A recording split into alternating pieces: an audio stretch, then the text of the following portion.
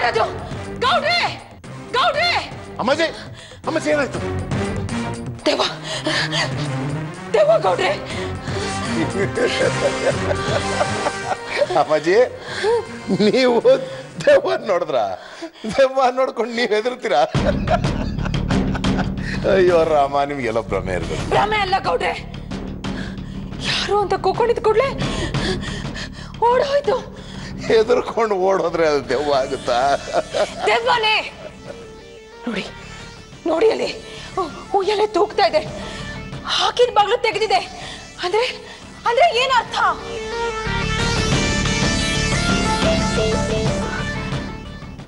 ಕೈಯಲ್ಲಿದ್ದ ಪುಸ್ತಕ ಮೇಜಿನ ಮೇಲಿದೆ, ಉರಿತಾ ಇದ್ದಿದ್ದ ಮೊಂಬತ್ತಿ ಆರು ಹೋಗಿದೆ. ಅಂದ್ರೆ ಅಂದ್ರೆ ಇದೆಲ್ಲ ಆ ದೆವ್ವದ ಕೆಲಸ. ದೆವ್ವನೇ ಗೌಡ್ರೆ.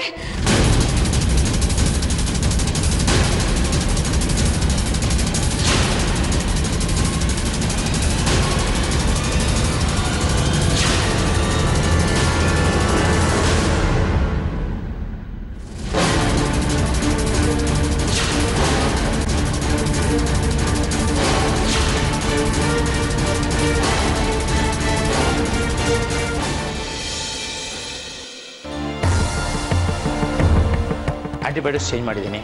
ಬ್ಲಡ್ ಚೆಕಪ್ಗೆ ಕಳಿಸಿ ರಿಪೋರ್ಟ್ ಬಂದ ತಕ್ಷಣ ನನಗೆ ತಿಳಿಸಿ. ಡಾಕ್ಟರ್ ಹೇಳಿ ಸತ್ಯ.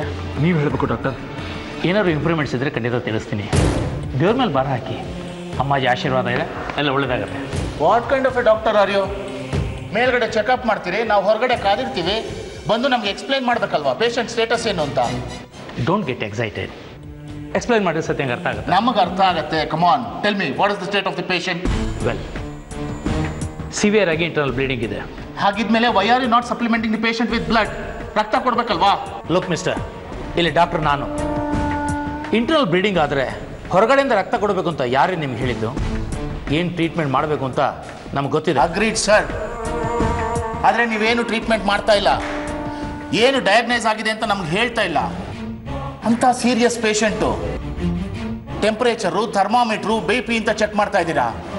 ನೋಡಿ, ನಾವು ಸುಮ್ಮನೆ ಕೈ ಕೊಟ್ಕೊಂಡು ಕೂತಿಲ್ಲ, ಟೆಸ್ಟ್ಗಳು ನಡೀತಾ ಇದೆ. ಓ, 1 ಲಕ್ಷ ಕಟ್ಟಿಸ್ಕೊಂಡು ಏನು ಟ್ರೀಟ್ಮೆಂಟ್ ಮಾಡ್ತಾ ಇಲ್ಲ ಅಂತ ಹೀಗೆ ಹೇಳ್ತಾ ಇದ್ದೀರಾ? It's not about the money doctor. Patient progress ಬಗ್ಗೆ ನನಗೆ ಚಿಂತೆ ಆಗ್ತಿದೆ. ಫಸ್ಟ್ ಆಫ್ ಆಲ್, ನೀವು ಟ್ರೀಟ್ಮೆಂಟ್ ಶುರು ಮಾಡಿಲ್ಲ, ಡಯಾಗ್ನೈಸ್ ಮಾಡಿಲ್ಲ, ಕೇಳಿದ್ರೆ ಏನು ಅಂತ ಹೇಳ್ತಾ ಇಲ್ಲ.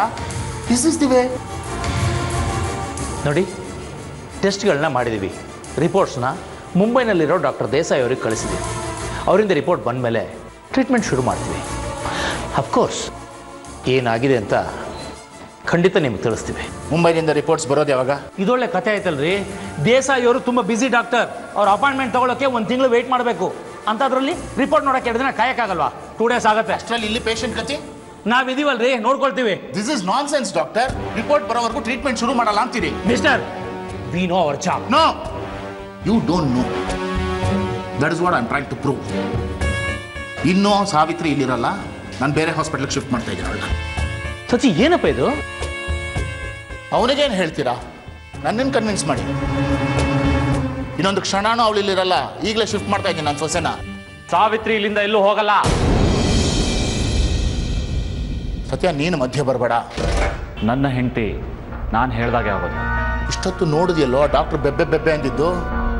ಇನ್ನು 2 ದಿವಸ ಏನು ಟ್ರೀಟ್ಮೆಂಟ್ ಶುರು ಮಾಡಲ್ವಂತೆ. ಏನಾಗುತ್ತೆ ಗೊತ್ತಾ ಸಾವಿತ್ರಿ? ಏನೂ ಆಗಲ್ಲ, ನನಗೆ ಗೊತ್ತೈತೆ. ನಿನಗೇನೋ ಗೊತ್ತು? ನೀವು ಹೇಳೋ ಡಾಕ್ಟ್ರ್ ಭಾಷೆ ನನಗೆ ಗೊತ್ತಿಲ್ಲದೆ ಇರ್ಬೋದು, ಆದರೆ ಡಾಕ್ಟ್ರ್ ನಂಗೆ ಸಂದಾಗ ಗೊತ್ತು. ಅವ್ರ ಮ್ಯಾಕೆ ನನಗೆ ನಂಬಿಕೆ ಐತೆ. ಯಾಕೆಂದರೆ ಅಮ್ಮಾಜಿನ ನಂಬ್ತಾರೆ ಅವರು. ನಿಮ್ಮ ನಂಬಿಕೆ ಒಂದು ಜೀವನ ಬಲಿ ತಗೋಬಾರ್ದು ಅಲ್ವಾ? ಏನು ಸತ್ಯ, ನಿಮ್ಮ ತಂದೆ ಬಲಿಗಿಲಿ ಅಂತ ಮಾತಾಡ್ತಾ ಇದ್ದಾರೆ? ನೀವು ಇಲ್ಲಿ ಇರಬೇಕು ಅಂದರೆ ಇನ್ನೊಂದು ಮಾತಾಡಬೇಡಿ. ಮಾತಾಡದೆ ಇಲ್ಲಿ ಯಾಕೆ ಇರಬೇಕು ಅಂತಲೇ ವಾಪಸ್ ಬೆಂಗಳೂರಿಗೆ ಹೋದೆ. ಅಷ್ಟರಲ್ಲಿ ಈ ಸ್ಥಿತಿಗೆ ತಂದ್ಕೊಂಡಿದ್ದೀರಾ. ನೀನು ಬೈಕೊಂಡ್ರೂ ಪರವಾಗಿಲ್ಲ, ನಾನು ಮಾಡೋದೆ. ಸಾವಿತ್ರಿನ ಈಗಲೇ ಬೇರೆ ಹಾಸ್ಪಿಟ್ಲಿಗೆ ಶಿಫ್ಟ್ ಮಾಡ್ತೀನಿ.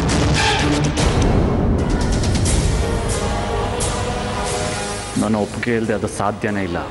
ನಿಮಗೇನು ಸಾವಿತ್ರಿ ಹುಷಾರಾಗಬೇಕು ತಾನೆ, ನಾನು ಕೇಳ್ಕೊಂಬರ್ತೀನಿ.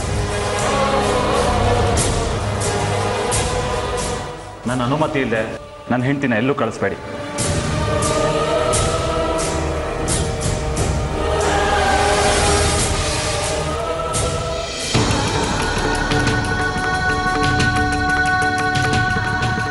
ಸಿಸ್ಟರ್, ಅವ್ರು ತುಂಬ ಎಕ್ಸೈಟ್ ಆಗಿದ್ದಾರೆ. BP ಚೆಕ್ ಮಾಡಿ ಒಂದು ORS ಹಾಕಿ ಅವರಿಗೆ.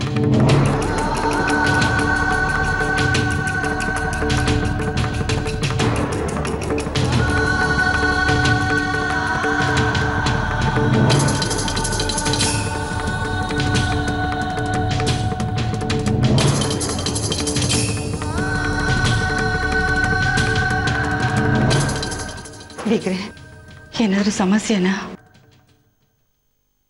ಮಗ ಅನ್ನಿಸ್ಕೊಂಡವನಿಗೆ ನಾನು ಯಾವುದಕ್ಕೂ ಬೇಕಾಗಿಲ್ಲ.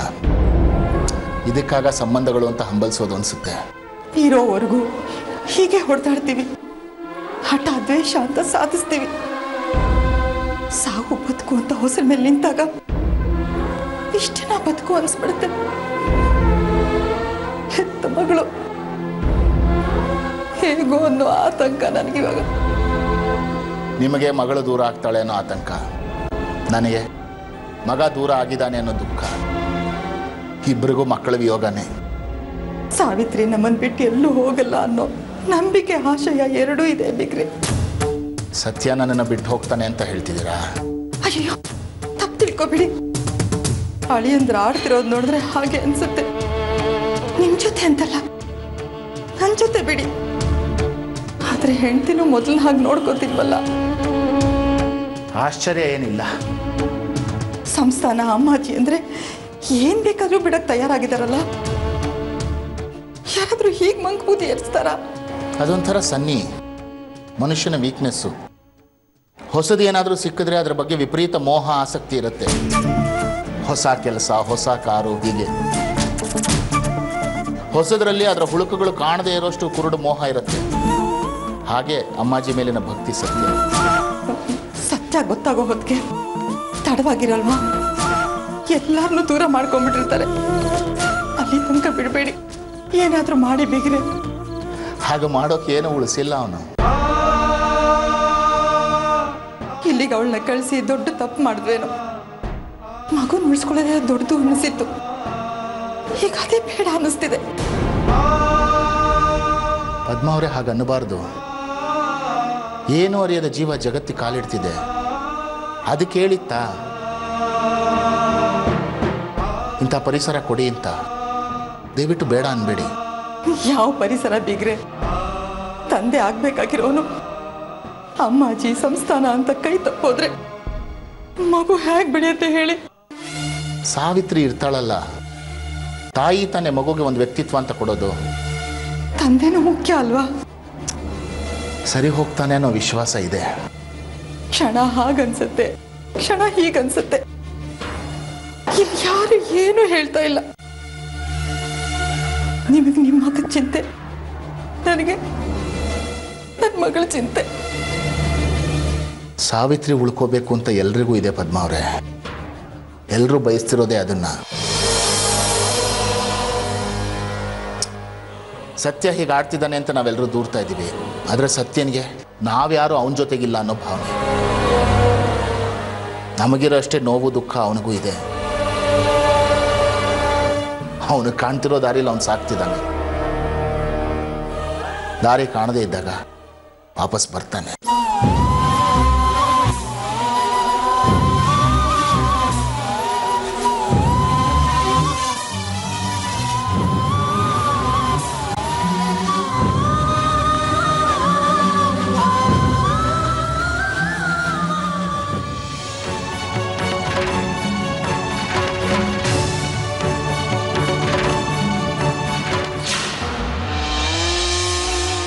ಸತ್ಯ, ಆಸ್ಪತ್ರೆಯಲ್ಲಿ ಹೆಂಡತಿ ಜೊತೆ ಇರಬೇಕಾದವನು ಕೆಲಸಕ್ಕೆ ಯಾಕೆ ಬಂದೆ? ಹೆಂಡತಿ ಗುಣ ಆಗೋವರೆಗೂ ಇಲ್ಲಿ ಸುಳಿಬಾರ್ದು. ಅಮ್ಮಾಜಿ, ಸಾವಿತ್ರಿ ಹುಷಾರಾಗ್ತಾಳೆ ಅಲ್ವಾ? ಯಾಕೆ ಸತ್ಯ, ನಮ್ಮ ಆಶ್ವಾಸನೆಯಲ್ಲಿ ಅನುಮಾನನಾ? ಅಮ್ಮಾಜಿ, ನಂಗಲ್ಲ ಅಮ್ಮಾಜಿ, ಅಲ್ಲಿ ನಮ್ಮ ಮನೆಯವ್ರ ಜೊತೆ ಇದ್ರೆ ಅನುಮಾನ ಬರೋ ಹಾಗೆ ಮಾಡ್ತಾರೆ. ಆದಷ್ಟು ಬೇಗ ಬೇಗ ಸಾವಿತ್ರಿನ ಗುಣ ಮಾಡಿ ಅಮ್ಮಾಜಿ. ತಾಯಿ ಜೊತೆ ಧ್ಯಾನದಲ್ಲಿದ್ದಾಗಲೆಲ್ಲ ನಾವು ಇದನ್ನೇ ಮಾತಾಡ್ತೀವಿ ಸತ್ಯ, ನಮ್ಮನ್ನ ನಂಬು. ಅಯ್ಯೋ, ನಂಬಿಕೆ ಪ್ರಶ್ನೆ ಅಲ್ಲ ಅಮ್ಮಾಜಿ, ಬೇರೆಯವ್ರು ಬಾಯಿ ಮುಗ್ತದೆ. ನನಗೆ ನಿಮ್ಮ ಬಗ್ಗೆ ಯಾರು ದೂರಿದ್ರೆ ಸಹಿಸಕ್ಕಾಯ್ಕಿಲ್ಲ. ಎಂಥ ಮಗುವಿನಂಥ ಮನಸ್ಸು ಸತ್ಯ ನಿಂದು. ಸಾವಿತ್ರಿ ಹುಷಾರಾಗ್ತಾರೆ, ಖಂಡಿತ. ಅದೇ ಯಾವಾಗ ಅಮ್ಮಾಜಿ? ಆ ತಾಯಿ ನುಡಿದಿದ್ದಾಳೆ, ಸಾವಿತ್ರಿ ಮನಸ್ಸಿನಲ್ಲಿ ಕೆಲವು ಶಂಕೆ ಅಪನಂಬಿಕೆಗಳು ಸುಳಿದಿವೆ, ಅದಕ್ಕೆ ಆಕೆ ಜಮೀನನ್ನು ಕೊಡಲ್ಲ ಅಂತ ಹೇಳಿದ್ವಿ. ಆ ಪಾಪ ನಿವಾರಣೆ ಆಗಬೇಕು ಅಂದರೆ ಈಗ ಆಗ್ತಾ ಇರೋದನ್ನ ಸಾವಿತ್ರಿ ಅನುಭವಿಸ್ಲೇಬೇಕಂತೆ.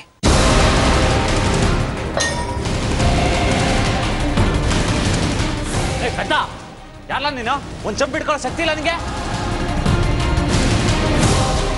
ಇರ್ಲಿ ಬಿಡು ಸತ್ಯ, ನೀನೇನೇ ಕೂಗಾಡಿದ್ರು ಅವ್ರಿಗೆ ಕಿವಿ ಕೇಳಲ್ಲ. ಹೊಸದಾಗಿ ಕೆಲ್ಸಕ್ಕೆ ಸೇರ್ಕೊಂಡಿದ್ದಾರೆ, ಅಂಗವಿಕಲತೆ ಜೊತೆಗೆ ಅನಾಥ ಕೂಡ, ಪಾಪ. ಅಮ್ಮಾಜಿ, ನೀವು ಧ್ಯಾನದಲ್ಲಿದ್ದಾಗ ಈ ಥರ ಶಬ್ದ ಮಾಡಿದ್ರೆ?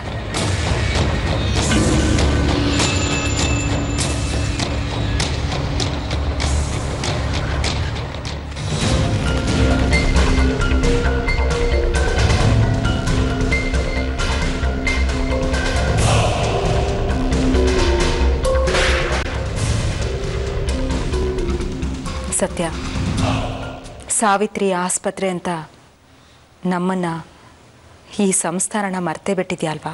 ಇಲ್ಲ ಅಮ್ಮಾಜಿ, ನಮ್ಮ ಮನೆಯವರಿಗಿಂತ ನೀವೇ ಹೆಚ್ಚು. ಸಾವಿತ್ರಿಗಿಂತ ನನಗೆ ನಾನೇ ಹೆಚ್ಚಲ್ಲ ಅಮ್ಮಾಜಿ. ನಿಧಿ ಕಾಯ್ತಿರೋ ಭೂತಕ್ಕೆ ಬಲಿ ಕೊಡಬೇಕು, ನರಬಲಿ. ಎಂಥ ನರಬಲಿ ಅಂತ ಗೊತ್ತಾ ಅಮ್ಮಾಜಿ? ಗರ್ಭಿಣಿ ಸ್ತ್ರೀ ಬಲಿ. ತುಂಬು ಗರ್ಭಿಣಿಯ ಗರ್ಭದ ರಕ್ತದಿಂದ ಚಿಮ್ಮಿದ ಸಲಾಕೆಯಿಂದ ಭೂಮಿನ ಆಗೇಬೇಕು. ಆಗ ಆ ಭೂತ ತೃಪ್ತಿಯಿಂದ ನಿಧಿ ಕಾಯುವುದನ್ನು ಬಿಟ್ಟು ಹೊರಟು ಹೋಗುತ್ತೆ.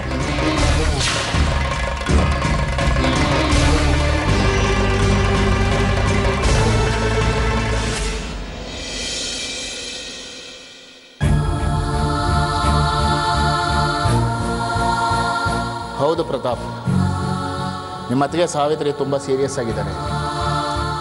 ಆದರೆ ಸತ್ಯ ಮೊಂಡು ಹಿಡಿದು ಕೂತಿದ್ದಾನೆ ಕಣೋ.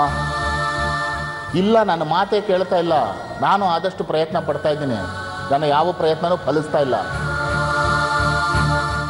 ಡೆಲ್ಲಿ ಬ್ರಾಂಚ್ದೇನು ಕತೆ?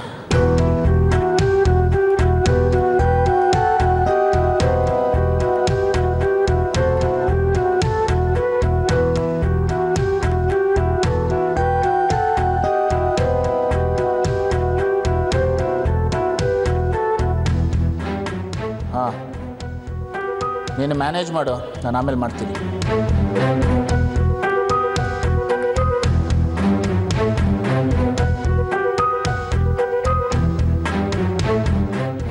ರಂಜಿತಾ, ಹೇಳಿ ಅಂಕಲ್. ನಾವು ಎಂಥ ಪರಿಸ್ಥಿತಿಯಲ್ಲಿ ಇದ್ದೀವಿ ಅಂತ ಗೊತ್ತು ತಾನೆ? ಯಾಕೆ ಅಂಕಲ್ ಹಾಕಿ ಕೇಳ್ತಿದ್ದೀರಾ? ಒಬ್ಬ ಅಕ್ಕನ ಆಗಲೇ ಕಳ್ಕೊಂಡಿದ್ದೀನಿ. ಈಗ ಉಳಿದಿರೋದು ಸಾವಿತ್ರಿ ಅಕ್ಕ ಒಬ್ಳೆ. ಅವಳು ಉಳಿಸ್ಕೊಳ್ಳೋದಕ್ಕೆ ನಂಗೆ ತೋಚಿದ್ದು ನಾನು ಮಾಡ್ತಿದ್ದೀನಿ. ನೋಡಿದೆ ಏನು ಮಾಡ್ತಿದ್ದೀಯಾ ಅಂತ.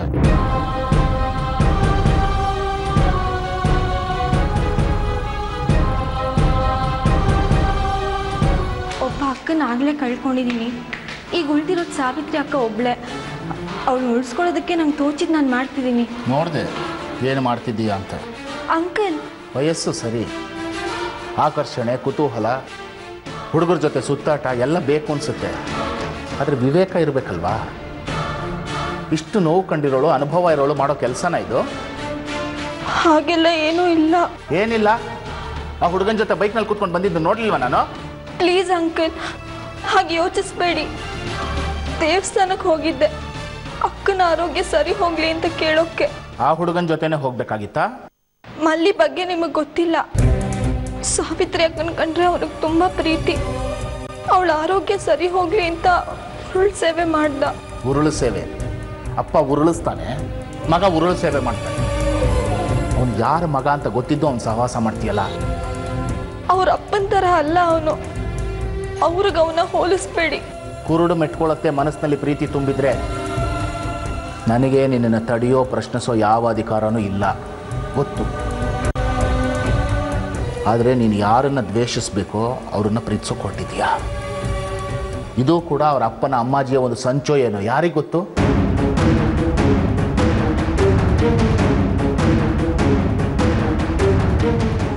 ಇದರಿಂದಾಗಿ ನನ್ನ ಮಗ ಸೊಸೆಗೆ ತೊಂದರೆ ಆಗಬಾರ್ದು ಅನ್ನೋ ಕಾರಣಕ್ಕೆ ಹೇಳ್ತಿದ್ದೀನಿ. ನಿನ್ನ ಆಸೆ ನಿನ್ನ ನಿರ್ಧಾರಗಳಿಂದ ಇನ್ನೊಬ್ಬರ ಜೀವನಕ್ಕೆ ಕೆಡುಕಾಗಲಿ ತೊಂದರೆ ಆಗಲಿ ಆಗಬಾರ್ದು. ಅಷ್ಟು ತಿಳುವಳಿಕೆ ಜವಾಬ್ದಾರಿ ನಿನಗಿರಬೇಕು.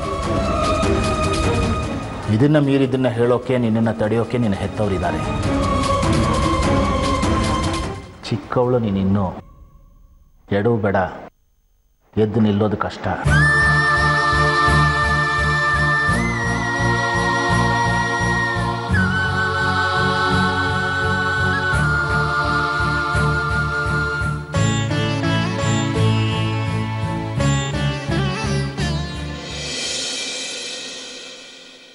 ಡಾಕ್ಟ್ರೆ, ಒಂದ್ಕಿತ ಸಾವಿತ್ರಿ ನೋಡ್ಬೋದಾ? ಇಷ್ಟು ಸತ್ಯ. ನೀವಾದರೂ ಅವರಿಗೆ ಅರ್ಥವಾಗುವಾಗ ಹೇಳಿ. ಅವ್ರು ಒಳಗೆ ಹೋಗಿ ಮಂತ್ರ ಹಾಕ್ತಾರ ಸಾವಿತ್ರಿ ಗುಣ ಆಗೋದಕ್ಕೆ? ಅಪ್ಪಯ್ಯ, ಲೇ ಮಗ, ನೀ ಸುಮ್ಕಿರ್ಲ. ಲೇ ಡಾಕ್ಟ್ರಪ್ಪ, ನೀನು ಓದಿದ್ಯಾ ಅಂತ ಮರವಾದಿ ಕೊಡ್ತಿದ್ದೆ. ಏನಂತೆ ನೀನು? ಮಂತ್ರ ಹಾಕಿ ನನ್ನ ಸೊಸೆ ಜೀವ ಉಳಿಸ್ಬೇಕಾ? ನೀನೇನು ಮುಂದೆ ತಿಂತಿದ್ದ?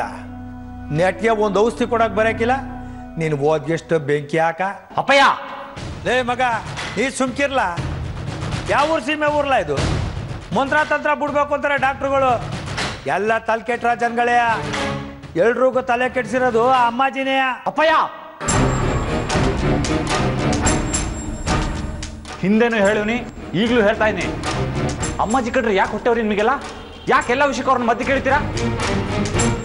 ಇವತ್ತು ಸಾವಿತ್ರಿ ಉತ್ಸವ ತೋಳ ಅಂದ್ರೆ ಅದಕ್ಕೆ ಕಾರಣ ಅಮ್ಮಾಜಿ ಕೃಪೆ. ತೆಗಿಲೇ ಯಾವ್ಲ ಕೃಪೆ? ಅಲ್ಲ ಕಣ್ಲ, ಉಸಿರಾಡಕ್ಕೆ ಕೃಪೆ ತೋರಿಸಿದವರು ಎದ್ದು ಓಡಾಡಂಗೆ ಯಾಕೆ ಮಾಡ್ಲಿಲ್ಲ? ಅಷ್ಟು ಜಲ್ದಿ ಸುಸ್ತಾಗೋಯ್ತಾ ಯಮ್ಮನ್ಗೆ? ಬೇಡಪ್ಪಯ್ಯ. ಯಾವ್ದ್ಲ ಬೇಡ? ಸಾವಿತ್ರಿ ಜೀವಂತವಾಗಿರೋದು ಬೇಡವಲ್ಲ? ಈ ಪೆದ್ದ ಡಾಕ್ಟ್ರಿಗಿಂತ ದೊಡ್ಡ ಡಾಕ್ಟ್ರಿಗೆ ತೋರ್ಸೋದು ಬೇಡವಲ್ಲ? ಬುದ್ಧಿನಾಗಿ ಎಲ್ರಿಗಿಂತ ದೊಡ್ಡವರಾಗಿರೋ ನಿಮ್ಮ ಅಪ್ಪನ ಮಾತು ಕೇಳೋದು ಬೇಡವಲ್ಲ? ಇಲ್ಲ ತರ್ಕಂಡಿ ಅಮ್ಮಾಜಿ ಮಾತಾ ಕೇಳ್ಬೇಕಾ? ಅಪ್ಪಯ್ಯ,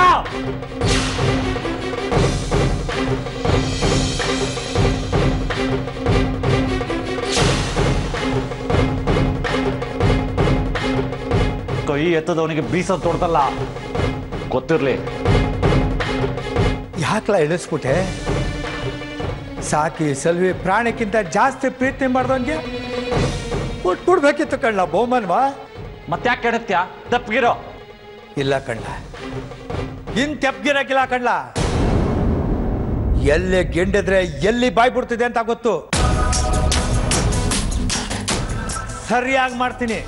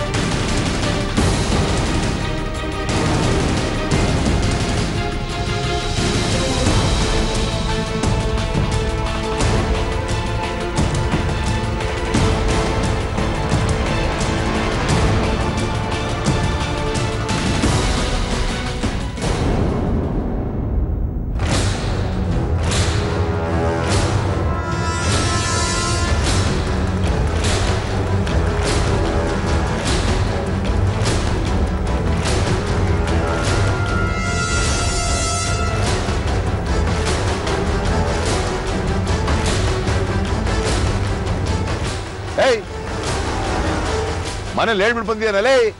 ಮೂಕಣ್ಣ ಹೇಳ್ಬಿಟ್ಟು ಬಂದೀವ್ನಿ. ಇವತ್ತು ಸಂಸ್ಥಾನದವ್ರಿಗೆ ಒಂದು ಗತಿ ಕಾಣಿಸಿ ಅಂತ ಹೇಳ್ಬಿಟ್ಟು ಬಂದೀವ್ನಿ. ಗಾಡಿ ನಿಂತಿದ್ದಕ್ಕೆ ಬದುಕಿದ್ಯಾ? ಇಲ್ಲಾಂದ್ರೆ ಎತ್ತು ಬಿಡ್ತಿದ್ದೆ.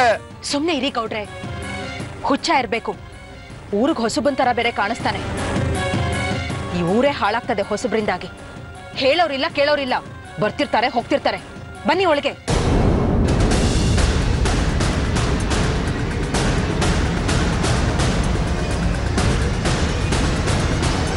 ನೀನೇನ ತಾಯಿ? ಅಮ್ಮಾಜಿ ತಾಟಗಿತ್ತಿ ನಮ್ಮ ಮನೆ ನೆಮ್ಮದಿನ ಹಾಳು ಮಾಡಿರೋ ಮಾಯಾಂಗಿನಿ.